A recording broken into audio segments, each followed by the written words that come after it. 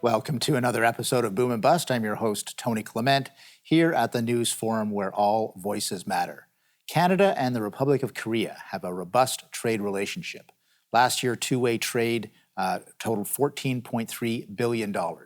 Since the Canada-Korea Free Trade Agreement in 2015, trade has been on a solid footing.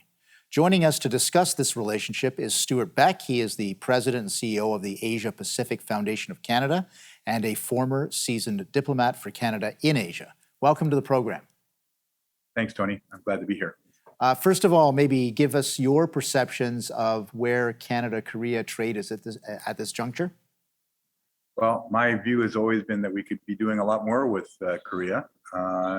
We do well enough, but I mean, quite frankly, for a developed economy like Korea, with all the technological advantages that we have, that they have, and that we have, I just think we should be doing more trade. And it's complementary trade. It's not necessarily trade that we're competing with the Koreans in different markets, but we should have some complementarity between the two. So we have a free trade agreement, but I don't know if we capitalize completely on all the advantages of the free trade agreement.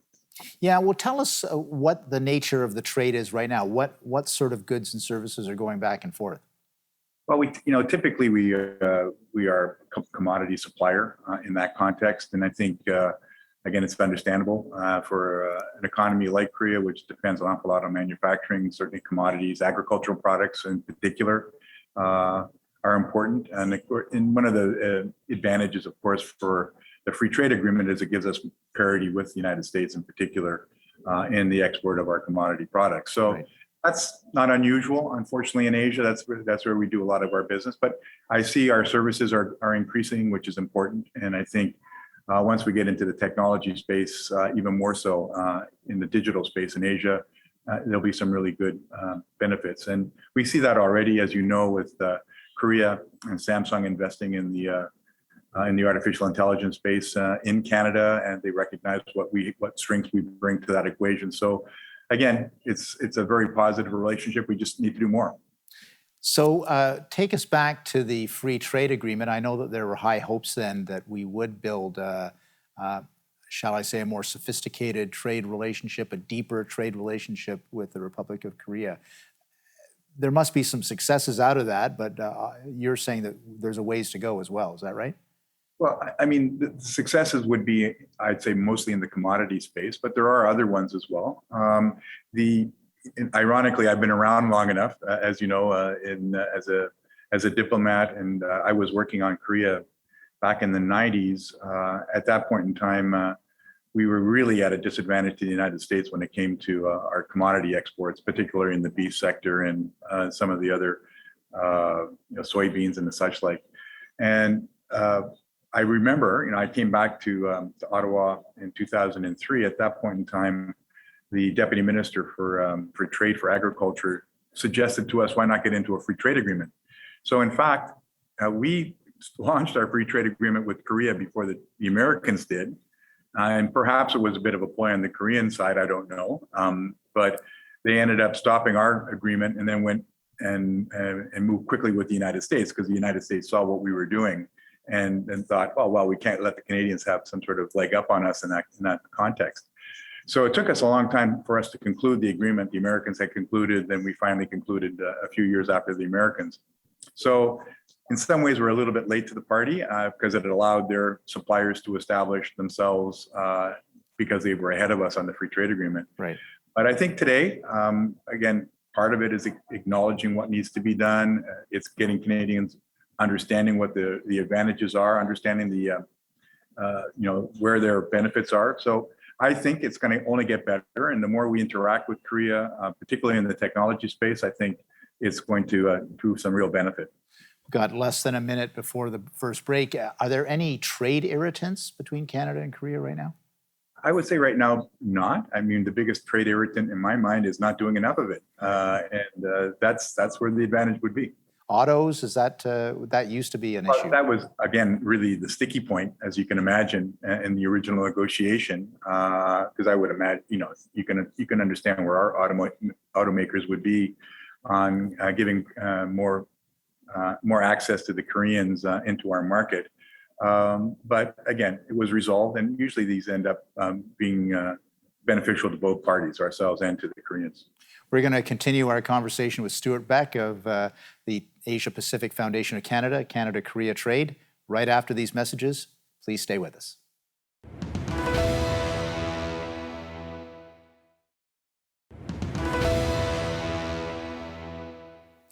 Welcome back to Boom and Bust. I'm your host, Tony Clement, talking with Stewart Beck. He is the president and CEO of the Asia Pacific Foundation of Canada, a former diplomat for Canada in Asia, talking about the Canada-Korea trade relationship.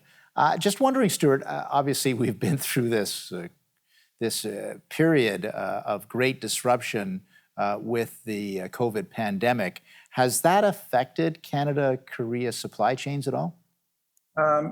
I would say less so Canada-Korea supply chains, more so Canada-China supply chains. Okay. I think what it has made us realize is that we need to diversify, and as a result of that, that could be beneficial in the context of the Canada-Korea supply chain network. So I think COVID's impacted everybody in a way that is forcing you to take a look at different alternatives. And the challenge that we have with Korea is it doesn't always come to the front of our mind anymore. And so, whereas 20 years ago, Korea and Japan were kind of critical partners of ours in North Asia, they've fallen by the wayside with the rise of China and the economic importance of China. And what we're encouraging from the foundation perspective is that people need to take a look at our traditional trading partners, such as Japan and Korea, like-minded, democratic, that will allow us to build on our base. So it's hard for us to decouple from China, particularly in the context of some of the manufacturing that that's been done and companies that rely on the Chinese supply chain network. But I think we can find some real opportunities with Korea and Japan in particular, as I mentioned earlier, in the digital space, but also I think in advanced manufacturing. That's an interesting point. So are you getting some indicators that people are reviewing their supply chains and looking, as you say, to diversify, and that Korea might be something that they might be interested in? Well, again, it's establishing good relationships with Korean companies is a smart thing to do in the first place, because the Korean supply chain network across Asia is quite extensive. I can, as an example, just from my own experience being in India, my son went to the American school in Delhi and American Embassy School in Delhi, and 25% of the students were from Korea. So you can understand that they're actively involved in that market. They're actively involved in Vietnam and other places. So again, if you establish that type of relationship, it's being able to ride on the back of or follow or get advice from is always important. So I think from the Korea perspective, it's really understanding strategically that diversification is important. It's going to be more important going forward than certainly in the past if you're doing business in Asia. And it's always important to diversify from the United States because we're so reliant on the US as an export market. So, first ports of call should be Japan and Korea in North Asia. And then you should be thinking about, from an ASEAN perspective, we don't have that big a footprint in ASEAN, but certainly we can do more in India. So, diversify is really a strategic imperative for most companies today. Stewart, obviously we've talked a little bit about commodities and some advanced manufacturing, but what about Canadian services? I'm thinking of banking services, maybe insurance services. Are they active in the Korean market yet? That's a good question, and I can't give you an answer from that perspective. Typically, that's a difficult area to break into. Our insurance companies have been very, very active and very good, and I would imagine that they have a fairly large footprint in Korea and Japan. I know for a fact that Manulife does. Mm-hmm. So I think from a service perspective, the banks aren't as ambitious as the insurance companies. The insurance companies are the ones that sort of lead the way in Asia. Now, obviously, I remember back in the days of yore, some of the non-tariff barriers were always a big issue with Japan. Is that also an issue in Korea? It's an issue in almost every market, to be honest with you, Tony. I mean, non-tariff barriers are the ways, if you really want to stuff things up for whatever purpose, whether it's from a protectionist perspective or for, sometimes it's used for political reasons. There are ways that you can use non-tariff barriers to your benefit. typically you see it mostly in the agricultural space, but it can float into other sectors as well, because phytosanitary, I mean, it's always an issue that you can use to your advantage if you need to, and sometimes we do that. I mean, it's not unusual for countries to employ non-tariff barriers if they want to make a point. We're speaking with Stewart Beck. He is the president and CEO of the Asia Pacific Foundation of Canada, former diplomat, talking about Canada-Korea trade in the wake of several years ago of the Canada-Korea Free Trade Agreement. We'll be right back after these messages. Please stay with us.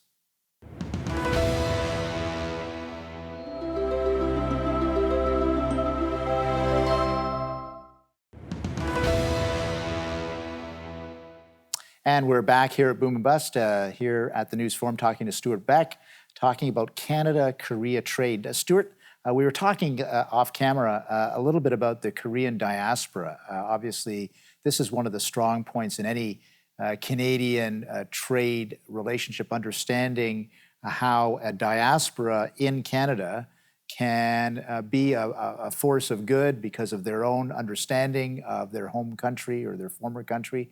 Do you get that sense in Canada-Korea trade relationship as well? Again, we have a really active and I think important Korean diaspora in the country. A lot of them came to Canada originally for education, which again is what I would say the front edge of the wedge in many ways of our relationships in Asia. So, you take a look at the Indian diaspora now. It's huge, but that's translated into the education sector, which is a great exporting sector for us, by the way. Mm-hmm. And the same thing is true with Korea. Certainly, from my own experience on the Korea file, we had a huge number of Korean students come to Canada a number of years ago, and that many stayed. And of course, what the diaspora does, as you said, it's understanding the market and how you go about doing it. But most importantly, it's the network that they bring. And, friends, family, student, high school colleagues, these are all people that can be useful to you in that process. So the Canada-Korea Business Association would be a good place to be able to meet people that have that type of linkage into the Korean market. And again, it's always best to triangulate in the context of what you're doing. So we have great people on the ground in Korea at the Canadian Embassy and the Trade Commissioner Service, but also being able to work with them and other people here in Canada so you can get yourself prepared before you go to that market, and you don't waste time looking for the best type of entry point. You can kind of do your homework before you go. And that's particularly true as a result of COVID and relying on doing things remotely. That's going to change a lot the way business is going to be done going forward. Like what we're doing now. I mean, this is all very important. Oh, so you're saying that, I'm not trying to put words in your mouth, but when I think of sort of a new trade initiative, there's always a Team Canada mission, 2 plane loads of business people going over, and the Prime Minister is there leading the mission. Is that still going to happen, or is it going to be more of these Zoom calls, or how does it work? Well, I'll give you an example. So the foundation out of our office in Toronto has led women's entrepreneurship missions to Asia. We've done 2. The first one was to Korea, and it was focused on the caring economy. And we had a group of very active Canadian women entrepreneurs that we connected with people in Korea. It was all done over Zoom. Okay, so it was interesting to watch how those sessions operated. We had speakers at the beginning, and then we had business to business type of arrangements with rooms, and all done through Zoom. And so you can imagine what the cost differential is on doing something like that.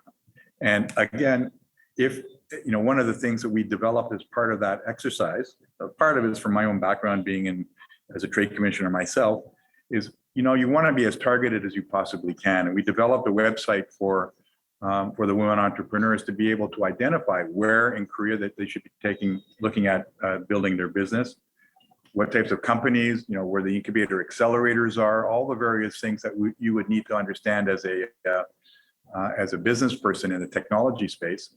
And again, it was all done remotely, and the success from that has been quite good.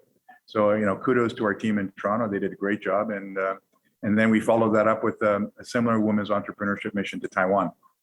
Okay, and typically, or maybe it's still in an infancy, but at some point, would they then tie that up in terms of having sort of on the ground meetings, or is it all done virtually at this point? This is the beauty of it, because in some ways you think of it as a pilot. Yeah. So here you are doing these things remotely. You establish the relationships. You become much more targeted in your ability to work with the Trade Commissioner Service in the country. And then again, once we can travel more freely, you really sign. You can go either way. You can either go to Korea or they can come here, but you can take it to the next level. Because it's one thing to establish a relationship. What's most important is how you scale it, right? And that requires a certain degree of personal to personal interaction to make that happen. And I say the biggest challenge that we have in the Zoom environment is it's two-dimensional. And I think you know this from your own experience. It's that third dimension that makes all the difference. It's being able to have that dinner, it's being able to have a chance to meet somebody in a way that's much more, hospitable.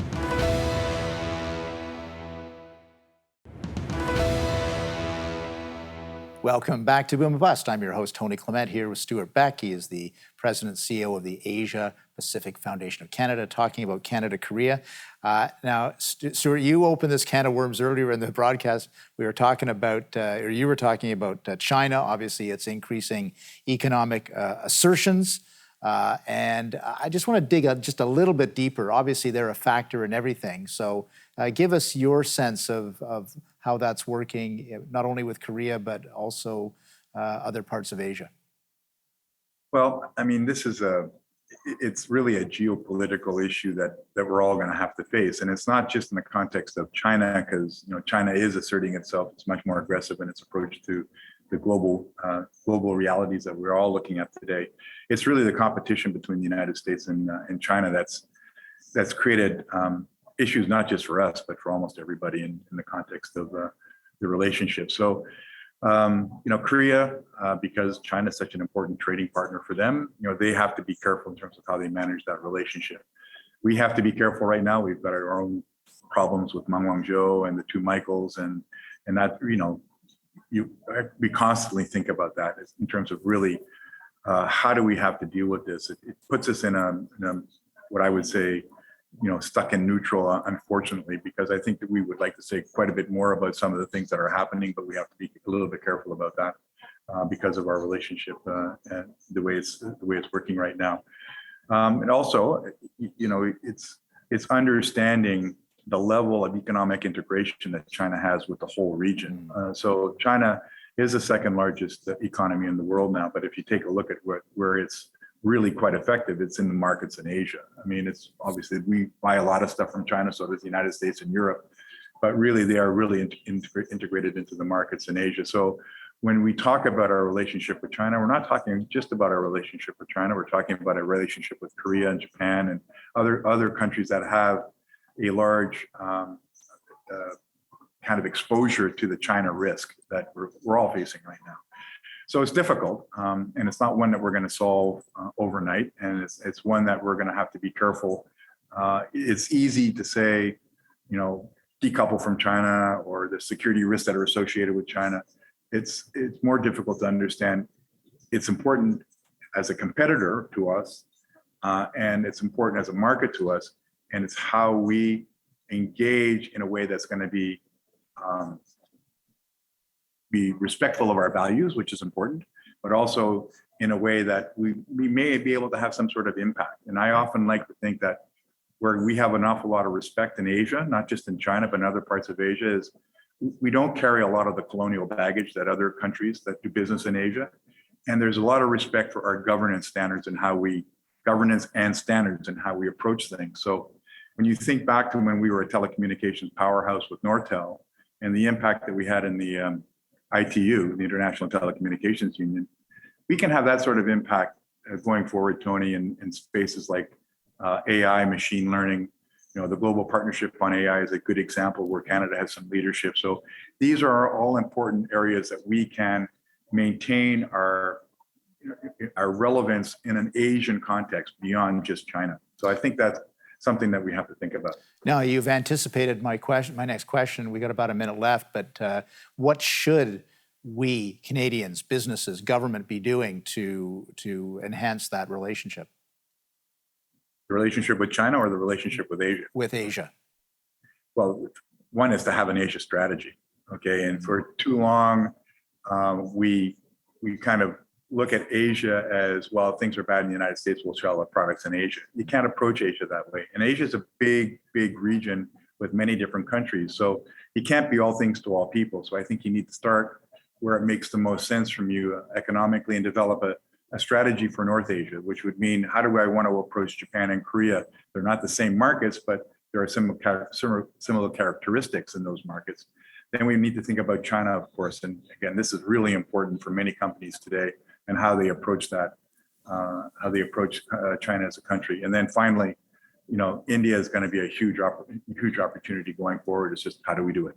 We're going to have to talk about India another time, Stewart. We are out of time today. This was a very interesting discussion. I want to thank you for being part of our program today. Great. Thank you, Tony. Thank you.